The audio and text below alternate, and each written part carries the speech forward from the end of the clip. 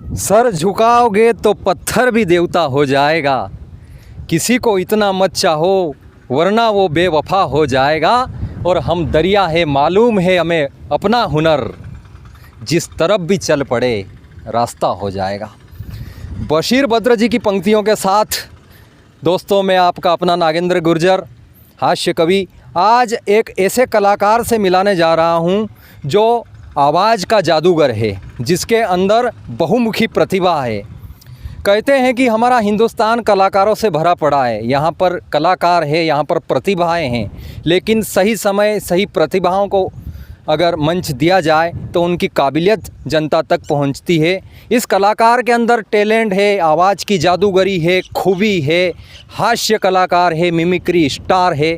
लेकिन यह कलाकार कहीं ना कहीं अपनी कला को जनता तक पहुंचाना चाहता है, तो उसके लिए एक माध्यम बनकर हमने एक प्रयास किया है कि उसकी कला जनता तक पहुंचे, उसकी काबिलियत जनता तक पहुंचे। तो मैंने प्रयास किया कि इस YouTube रूपी खिड़की से पूरी दुनिया उसकी कला को देखे, उसके हुनर को देखे। एक ऐसा ही हुनरबाज हमारे बीच में मिमिक्री आर्टिस्ट, हास्य कवि जगदीश जानी, आज उनसे मैं वार्तालाप करने आया हूँ, बातचीत करने आया हूँ। जगदीश भाई आपका बहुत बहुत स्वागत है। जो आज आपने मुझ जैसे कलाकार को अपने चैनल में अवसर और मौका दिया है।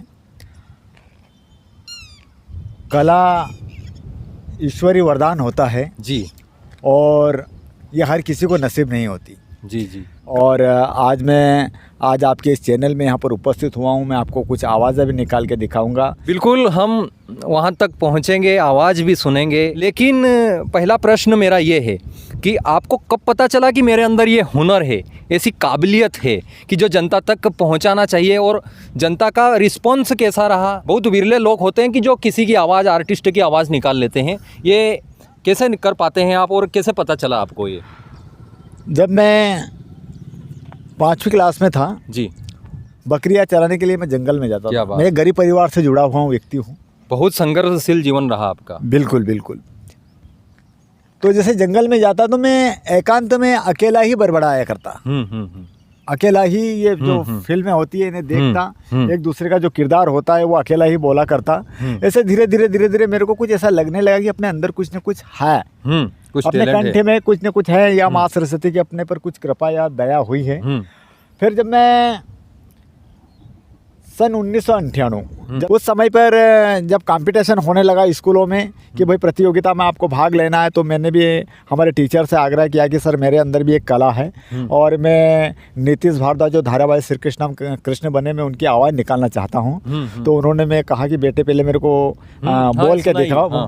मैंने जैसे बोल के दिखाया तो उन्हें बहुत अच्छा लगा। उन्होंने कहा कि बेटे ये बहुत बढ़िया है, करो आप। और मैंने जैसे वहाँ पर कार्यक्रम किया तो उस प्रतियोगिता में काफ़ी लड़के लड़कियों ने भाग लिया था। लेकिन ईश्वर की ऐसी कृपा हुई, माँ शारदा की ऐसी दया हुई कि मैंने जैसे नीतीश भारद्वाज जैसे धारावाहिक श्री कृष्ण जो कृष्ण बने में कृष्ण की आवाज़ निकाल के दिखाई, मुझे प्रथम पुरस्कार 50 रुपये, यानी कि भाषा में बोलते 51 रुपये, मुझे प्रथम स्थान मिला। मतलब कहीं ना कहीं तो मेरे अंदर कुछ हुनर है।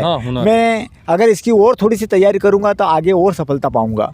धीरे धीरे जैसे धारावाहिक चलती थी शक्तिमान, मुकेश खन्ना, मैंने मुकेश खन्ना की आवाज़ निकालना सीखा। फिर जैसे हम बोलते हैं कि जैसे गणेश चतुर्थी आती है, नवरात्रि आती है, तो नवरात्रि, गणेश चतुर्थी, इनमें गांव के अंदर छोटे मोटे मंच पर मैं अपने कार्यक्रम करता रहा। और स्वर्गीय लाल सिंह गुर्जर जी जो पोलाई कला के थे, उन्होंने काफ़ी मेरे को कवि सम्मेलन में मंच दिए। एक समय था कि मैंने सबसे पहले आपको एक बताया कि मैं एक बहुत गरीब परिवार से जुड़ा हुआ इंसान हूँ और मैंने गरीबी बहुत नज़दीक से देखी है। बिल्कुल मित्रों, ऐसे कमल तो हमेशा दलदल में खिलते हैं। हम थोड़ा सा, हमारे दर्शक भी चाहेंगे कि कुछ आप जो आवाज़ निकालते हैं। मैं आपके बीच में सबसे पहले श्री कृष्ण की आवाज़, जो किरदार जो जिन कलाकार ने किया, मैं उनकी आवाज़ प्रस्तुत कर रहा हूँ। श्री कृष्ण का संवाद है। जो विधि का विधान देवी, धर्म, हित, व्यक्ति चाहे कितना ही कर्म क्यों ना करे, क्या बात है। उसकी मृत्यु निश्चित है। आज मेरे अपने ही भक्त घमंड करने लगे हैं देवी। युधिष्ठिर जिसे अपने राजपाट का घमंड है, दाव भैया जिन्हें अपने बल का घमंड है, उसी प्रकार से मेरे अपने ही भक्त घमंड करने लगे हैं देवी। क्या बात है। सुना है कि आप अभिनेता राजकुमार जी की भी आवाज़ हूबहू निकाल लेते हैं। जी हाँ जी। मैं जो आपसे संवाद और वार्तालाप होता है मैं आपके बीच में प्रस्तुत करने जा रहा हूँ। मुबारक कलेक्टर साहब। चौधरी, तुम बाहर जाओ और हमारी इजाजत लेकर फिर अंदर आओ। कलेक्टर साहब, आप जैसे बहुत से कलेक्टर आए और चले भी गए, मेरा मतलब है कि समझ गए हम आपका मतलब। ना तलवार की धार से और ना ही गोलियों की बौछार से बंदा डरता है तो सिर्फ परवरदिगार से। क्या बात है। लीजिए, आपके बीच में मैं फिल्म अभिनेता धर्मेंद्र की आवाज़ निकालने जा रहा हूँ। क्या बात है, क्या बात है। कर्तव्य फिल्म का डायलॉग है। मामा मामा। आहा। देखो मन्ने रात बहुत हो चुकी है, घर जाओ। नहीं जाऊंगी मामा। मामा मामा मामा, ये सब कैसे हो गया मुन्ने? जब तक तेरा मामा शमशेर सिंह को उसके किए की सजा नहीं दे देगा, तेरा मामा चैन और सुकून से नहीं बैठेगा। शमशेर सिंह हरामजादे कुत्ते में आ रहा हूं। अब आपके बीच में आ रहे हैं सन्नी देओल। क्या बात है। बोलो, तो मैं इस्लाम कबूल है? मैं इस्लाम कबूल करता हूँ। कहो पाकिस्तान जिंदाबाद, पाकिस्तान जिंदाबाद। अब कहो हिंदुस्तान मुर्दाबाद। ऐसा खेल क्यों कर आप मेरे साथ? जब तुमने कहा इस्लाम कबूल करो, मैंने इस्लाम कबूल किया। क्या बात। तुमने कहा पाकिस्तान जिंदाबाद, मैंने कहा पाकिस्तान जिंदाबाद। जब तुम्हारा पाकिस्तान जिंदाबाद है तो हमारा हिंदुस्तान मुर्दाबाद क्यों? हमारा हिंदुस्तान जिंदाबाद था, जिंदाबाद और जिंदाबाद रहेगा। वाह। जो मध्य प्रदेश के माननीय मुख्यमंत्री शिवराज चौहान जी हैं, मैं उनकी आवाज़ आपके बीच में निकालने जा रहा हूं। अभी जो दौर चल रहा है लाडली बहना योजना का, तो हमारे मध्य प्रदेश के माननीय मुख्यमंत्री शिवराज चौहान जी जनता के बीच में जनता को संबोधित कर रहे हैं और क्या कह रहे हैं जी। हमारी जितनी घोषणा रही, सारी घोषणा जनता के बीच में आई है।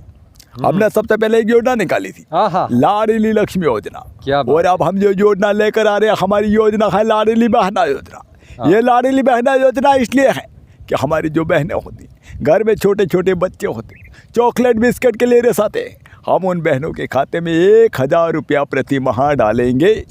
हमने जितनी घोषणाएं की है, सारी घोषणा हमारी जनता के बीच में आई है। और शिवराज मामा को तो सदा भांजों पर हाथ रहा, इसी प्रकार रहता रहेगा। जय हिंद, जय भारत। वाह, क्या ट्यूनिंग है। आपके बीच में आ रहे हैं हमारे जैसे सोनकच विधानसभा क्षेत्र के विधायक श्री सज्जन सिंह वर्मा जी। स्वागत है उनका भी। बड़े सौभाग्य है कि हमारे भारत देश में ऐसे ऐसे वीर हुए हैं जिन्होंने इस भारत माँ के लिए अपना तन मन सब कुछ अर्पित कर दिया। और आज भी हमारे इस मालवा अंचल में कुछ ऐसे लोग हैं, चाहे वो किसान का बेटा हो या मजदूर का बेटा हो, देश की सेवा करता है। बहुत शानदार आपने आवाज़ निकाली हमारे बीच में। और जय माँ वैष्णो देवी करके गुलशन कुमार जी द्वारा प्रस्तुत एक धार्मिक कैसेट जो आया था, तो उसमें जो वैष्णो देवी की आवाज़ है, कृपया वो हमें दर्शकों तक पहुँचाइए। जी हाँ।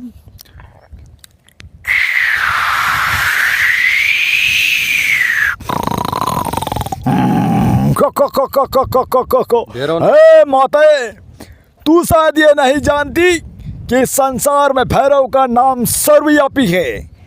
हे अहंकारित भैरवनाथ, मैं जगतजननी माता वैष्णो देवी हूँ और इस समय कलयुग की पावन नगरी में प्रकट होकर भक्तों के दुख और संकट हरूंगी। जो भक्त सच्ची श्रद्धा से मेरी आराधना, मेरी उपासना करेगा, उसकी 3 मन चाहिए मनोकामना पूर्ण होगी। मैंने तो सदा भक्तों की रक्षा की है और भक्तों पर दया की है। माता वैष्णो देवी सदा भक्तों का कल्याण करती है। हे भैरवनाथ, इस प्रकार तेरा अहंकार और तेरा क्रोध उचित नहीं है। जिस प्रकार भक्त मेरे दर्शन के लिए आएंगे, क्या बात है, तेरे क्या दर्शन करने से उनकी यात्रा सफल होगी। माता वैष्णो देवी का सदा भक्तों पर ही आसरा और आशीर्वाद रहेगा। क्या बात है, बहुत शानदार। ऐसा लग रहा था कि जैसे माँ और भैरवनाथ का साक्षात हमारे सामने संवाद हो रहा है, ऐसी अनुभूति होने लगी। और एक माँ की कृपा है, माँ भगवती की कृपा है कि आपके कंठ में इतनी आवाज़ विद्यमान है, बहुत बड़ी बात है। दूसरी बात ये जगदीश जी, मैं आपसे ये पूछना चाहता हूँ कि आपकी जो ये कला की यात्रा है इस तरह से निरंतर चल रही है, बड़ा संघर्षशील जीवन रहा है आपका। हमारे दर्शक भी देख रहे हैं, यह वीडियो यूट्यूब पर जाएगा, बहुत बड़ी संख्या में यूट्यूब पर आज लोग जुड़े हुए हैं। तो आप क्या कहना चाहेंगे उन लोगों से, क्या आग्रह करना चाहेंगे? थोड़ा सा वो अपना संघर्ष और अपना प्रयास आप साझा कीजिए। देखिए, मैंने गरीबी देखी, और जब इंसान गरीबी देखता है जी, तो उसे कुछ कहने की आवश्यकता नहीं होती है, क्योंकि कहा जाता है कि जिस प्रकार बूंद बूंद से सागर भरा जाता है, जी जी, इसी प्रकार से गरीबी जो होती है, गरीबी से जब इंसान धीरे धीरे उठता है और लोगों का जब प्यार मिलने लगता है तो वो सारे गरीबी के गम भूलने लगता है। यानी मंच मिलने लग गए और आपका जीवन भी अच्छी तरह से चलने लग गई, जीवन की गाड़ी, सारी चीज़ें परिवर्तन होने लग गई। मैंने गरीबी में ये स्थिति देखी है कि मेरे को कहीं 1 रुपए की आवश्यकता पड़ जाती थी तो मेरे को, जैसे भाषा में बोलते हैं, एक भीख मांगने वाला जो स्थिति रहती है, वो परिस्थिति थी मेरी, वो गरीबी। लेकिन आज जो अरुण गोहिल जी है रामायण के, मैं चाहूँगा कि आप अरुण गोहिल जी की थोड़ी सी मिमिक्री एक बार हमारे दर्शकों का।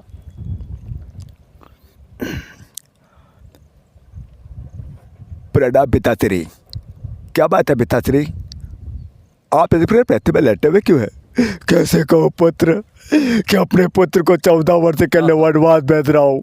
पिताश्री, वन में जाकर ऋषि मुनियों के दर्शन, माता की आज्ञा का पालन, मेरा तो त्रिलोक से कल्याण हो जाएगा। और मेरा तो बड़ा सौभाग्य है कि मुझे पिता के आज्ञा का पालन करने का अवसर व मौका मिला है। माता कैकेयी ने जिस प्रकार मुझे वनवास जाने का आदेश दिया, मैं बड़ा भाग्यशाली हूँ पिताश्री। बहुत शानदार, बहुत शानदार, बहुत शानदार। साथ में आप जो शक्तिमान धारावाहिक के अभिनेता हैं मुकेश खन्ना जी, उनकी भी मिमिक्री करते हैं, तो हमारे दर्शकों को हम चाहेंगे कि वो मिमिक्री भी आप सुनाइए।